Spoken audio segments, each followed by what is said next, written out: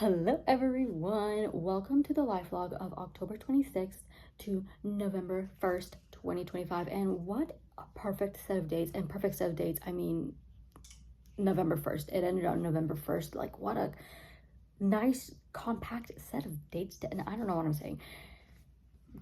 The time change that took place this past weekend has really messed me up, like completely, entirely. Wow. I spent all of yesterday thinking it was Tuesday. I didn't have time to film my life vlog as I usually do Saturday night, so I was like, okay, I will film it on Sunday, which is what I usually do. However, the time place took change Sunday morning, right? Threw off my entire day and week, and I could go on a whole rant about that, but we have things to discuss. Just consider it a sign from the universe that I woke up extra early today and have time to film this on Wednesday morning, November 5th. And last week was uneventful enough to the point where I'm pretty sure I can have this edited and posted by midday today. I'm cheering for that. Not that I'm going to rush anything, but I'm just saying this was going to be rather short, because overall last week, while a lot of stuff happened, it was also uneventful. Like, the things that happened last week were so big, in my opinion. Nothing much happens in my life anyway, but they were so big that they took up such a large chunk of the week that it's like, I don't even know where the week went. You know, first and foremost, my parents and I were running errands in Georgia. We dropped by the flea market in Georgia, and I have been wanting to go to this flea market for several months because, in passing, I think my grandfather mentioned that the flea markets in Georgia and Florida are so big, and he only mentioned them because those are flea markets he's been to. And I adore the flea market. I love the flea market. I could spend the entire weekend at the flea market. I could, but no one wants me to go alone, and no one has time to go with me. So anyway, point is, the flea market was on the way to and back from Georgia, and my parents were like, if we have enough time, once we're done with our errands, we will stop by the Georgia flea market on our way back home. And we had enough time, and oh my god, this place, huge, giant, oh my gosh, so fun. We were in there for 3-ish hours, 2-3 hours, and we only managed to get down 2 aisles. And my dad, who is usually not a big fan of walking around and doing a lot of shopping, actually found some stuff he wanted at the flea market. Are you kidding me? I'm so happy about this. I love the flea market, and I told my siblings, I texted all our group chat, I was like, hey, we need to make a day of this. We need to make a day of this. We need to go to the flea market. You will all find something you enjoy. I'm not kidding. It is so much bigger than the flea market at home, which they all are like, they will go with me on the occasional weekend, but usually they're like, it's all the same things. There's nothing new to look at there. My eldest sister enjoys going there because there's a stall that gives the most delicious little snack. I don't even know what it's called. Condensed milk with strawberries mixed in. She loves it. She adores it. I snag a few strawberries from her little snacky snack. They taste good. Yeah. The condensed milk on its own, I got a cup for myself one time because I was like, wait, this is really good. But the condensed milk got so sweet in the back of my throat that I was like, Mom, can you please finish this? And she was like, girl, at your big age, you're still asking me to finish food for you. I was like, I'm sorry. But yeah, so the flea market was so much fun. What did I write here? Oh, right. It was crowded. I will say it was super crowded. It was a little bit overwhelming, but it was fun. I saw so many attractive people there. Worth the note, I saw many attractive people there. Did I do anything about it? No. Did it lift my mood significantly? Yeah, it did. Okay, update. This should have definitely been above the flea market, but dinner at my aunt's house was actually not so bad. It was really awkward and quiet. When people eat at our house, which is, like I mentioned, which is what happens most of the time, it is so loud. Everyone is really talkative. It's really lively. It's fun. And at my aunt's house, it was so quiet. It was so quiet and it was so awkward. I was like, guess our house is a superior house to eat at. I don't know what it was. It was like exact same people. Actually, my grandparents weren't there, and my grandma probably does a lot to soothe the silence. I don't know.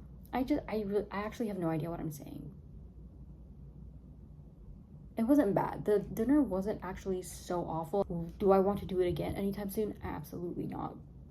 Could I get through another dinner if I had to? If that atmosphere stayed the same, yes. I really would rather awkward silences versus them trying to talk to me. One person tries to talk to me, another person will try to talk to me. And I don't mind it, I really don't. But when you're in a family gathering, it really starts to feel like everyone is ganging up on you. It really, really does. And they're being condescending about it. You can just feel it in the atmosphere and their energy, the way they're talking to you, the way they're barely half listening to you, that they're being condescending. And then they'll be like, oh my God, you just really don't talk, do you? I get that so often from all sorts of people that we meet. Family, friends, long distance relatives, relatives we're not really close to, etc., etc. They're always like, oh my gosh, Sonali, you just don't really talk to you. And I'm like, you just talked over me. By the way, you just talked over me. It's like they have this tendency to ask you questions without wanting to even hear the answers. They've already made up their mind. Even if it's a question that's like, so how do you feel about the weather? They're like, oh yeah. And then you'll go to answer and they'll be like, you just don't talk much, do you? And I'm like, I'm sitting here. I don't know. Maybe I just talk really quietly. I don't think I do, but maybe I talk really quietly. This is an experience I had, by the way, while we were in Georgia. We went to my mom's family friend's house, friends-in-law. I don't know, but we went to their house because they were like, oh, if you're around, you're gonna be around our house anyway, might as well drop by, we'll make you some snacks. And we're like, okay, sure, whatever. It's not like we can say no because they actually did visit us, and so it's like reciprocation of that visit. I don't know, Indian people things, right? So we went over and they were trying to talk to me and I was answering them and they were just like, you just don't talk, do you? And I was just sitting here like, no, I talk. Mind you, I'm not talking any lower than I normally do. I'm talking in my normal voice, at my normal octave, at my normal pitch. And they're just like, wow, she just doesn't talk, does she? Like, they can see my mouth clearly moving. They're turning to my mom, turning to my dad, being like, wow, she just doesn't talk, does she? Is she really shy? Is she shy? Yes, I'm actually typically shy, reserved around new people. But if they talk to me, I talk back. You know, like, I'm shy. I'm not rude or mean. If you're talking to me, I will talk back to you. I will engage you in conversation. One of the events that took up a significant amount of time last week was my grandmother's first cataract surgery. We were in that location for what feels like forever. 3+ hours, I'm not kidding. And they did tell us it was going to take 3 hours, but my grandmother's blood pressure, nightmare situation. I'm telling you, they were like, why is her blood pressure so high? I was like, she has high blood pressure normally. They were like, does she not take medicine? I was like, no, because she doesn't.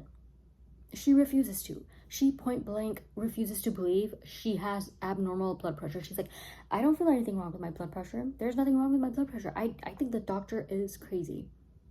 Every single time she goes to a doctor appointment, they're like, hey, your blood pressure is really high. You need to be taking medication to keep this low because you are at risk for a stroke. And she's like, no, she's had a stroke before and she's refused. Her blood pressure was crazy to the point where they were like, so we might not be able to do the surgery today. We might have to call 911 and get her transferred to the actual emergency room at the main hospital if her blood pressure doesn't go down. We're going to give her some medicine. And eventually, after messing around for like forever, what felt like forever, but was probably an hour and 30 minutes, they finally managed to get her blood pressure lower. And then after the surgery, they were like, actually, we had to administer her some more medicine to lower her blood pressure mid-surgery. I was like, figures.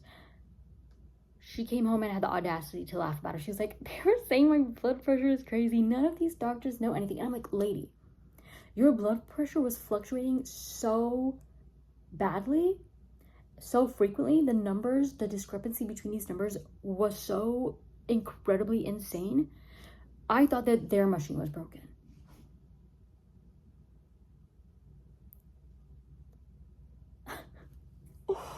And we have to do all of this again next week. I'm not looking forward to that. I don't want to, because not only does my grandmother's blood pressure stress me out and raise my blood pressure, the room was freezing. The room was freezing where they had us waiting for that hour and a half plus to get her blood pressure normal. It was so freaking cold. I was wearing 2 layers, a long sleeve and a warm hoodie. I had the hood pulled over my head to cover my ears, and I was still so cold. And I'm not looking forward to it. I'm not looking forward to it at all. And surgery went great, thankfully. Knock on wood. I'm still giving her the eye drops as instructed. And then we went to the mall. And this was exciting because it's one of those malls with 2 floors. And these are always a novelty to me because I don't see them very often. Not where I live, not in the surrounding towns, cities, etc., etc. So this was fun. It was a couple of hours away. We got smoothies there. We didn't go for smoothies, but it was just one of the things we did while we were there. We got smoothies, and these smoothies were really good. They got my stamp of approval because they didn't taste warm, which I know is weird, but I feel like so many smoothies, no matter how cold, taste warm. And I don't know what's up with that. They didn't taste warm. They were refreshing and they were nice and chill, and they didn't taste like bananas. A lot of smoothies have the ingredient banana, and banana, no matter how little you put in there, always overpowers the flavor of every other ingredient. But not these. They had banana in them. Not all of them, but I think the one my sister got had banana. No, the one I got had banana in it. And it did not taste like banana at all. It was great. It was great. And also important to note, Aeropostale, we went in there, they were having a sale. The first song they were playing when we went in there was By Me by Enhypen.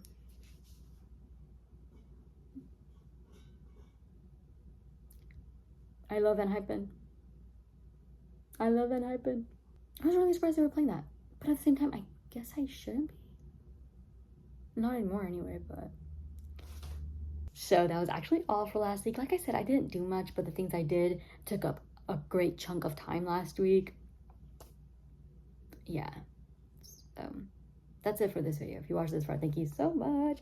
I really, really freaking appreciate you. But I will see you all next time. Be kind, be smart, and stay safe, everyone. Bye.